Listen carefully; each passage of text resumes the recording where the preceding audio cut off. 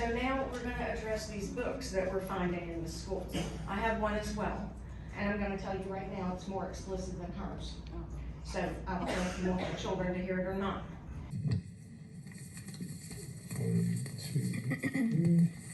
Good evening, Board, Chair, and Mr. Stratton.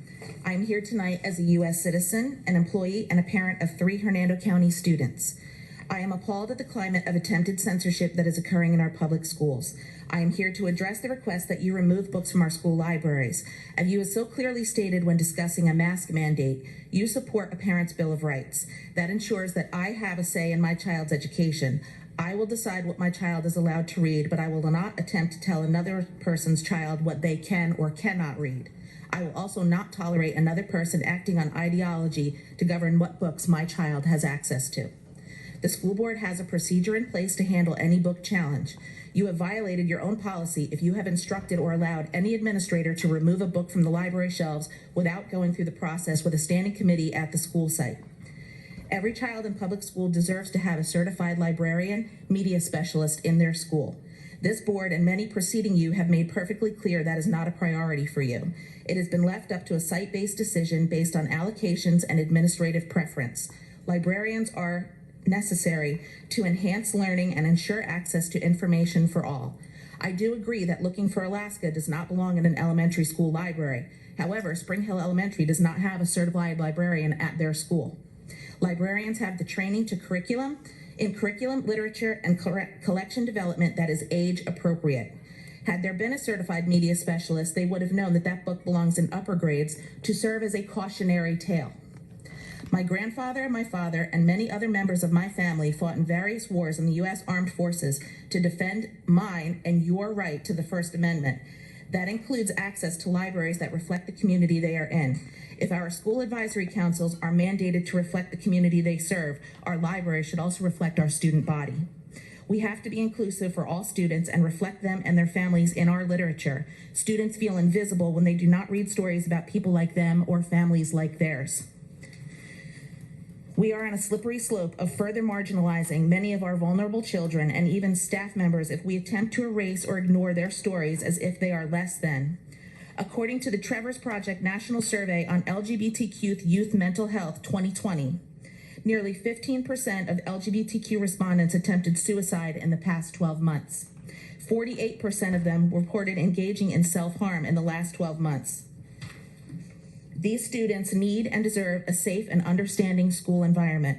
I have raised my children to be accepting and respectful of others. We need to set that example as educators. Please do not fall to the pressure of political ideologies. Thank you. Next one, too. Elizabeth Marion.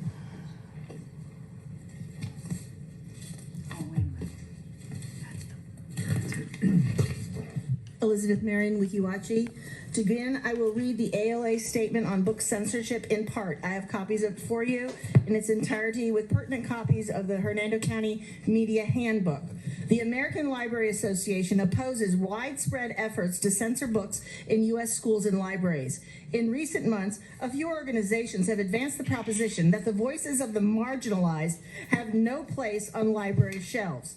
To this end, they have launched campaigns demanding the censorship of books and resources that mirror the lives of those that are gay, queer, or transgender, or tell the stories of persons who are Black, Indigenous, or persons of color, falsely claiming that these works are subversive, immoral, or worse.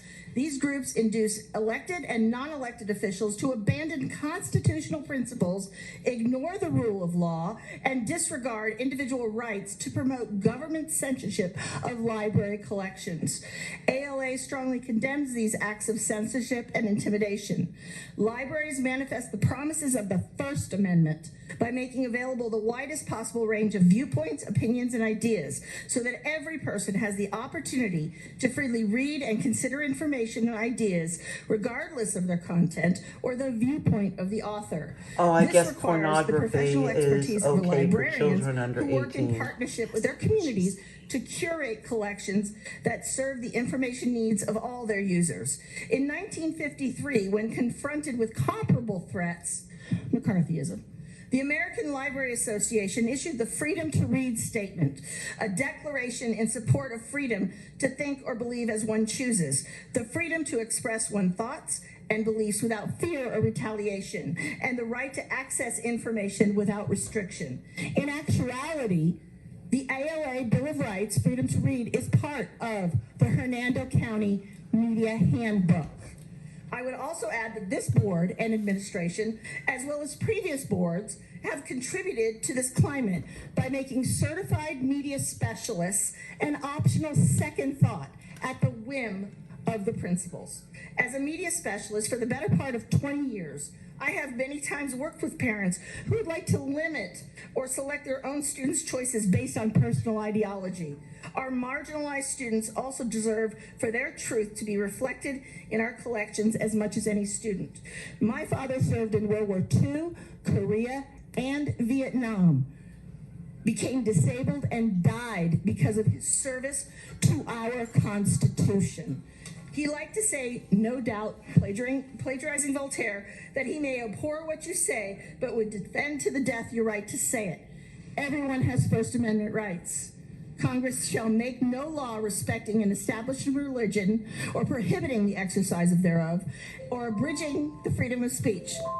As the U.S. Supreme Court famously said... Thank you, your time's up. We'll read it. Thank you very much. Nadine? It's been a while. Mr. Yes, it Greenwood, has. Spring Hill. I'm just so darn tired. So I've been taking notes at a lot of the different last meetings, watching them at home. So there's going to be kind of all over the place. But I do want to start with the CRT, as people want to refer to it, the equity. And I'm probably putting a bullseye on myself, but I am one of the people that participated in the equity training several years ago now. And I found it very enlightening. I found it very helpful in my teaching.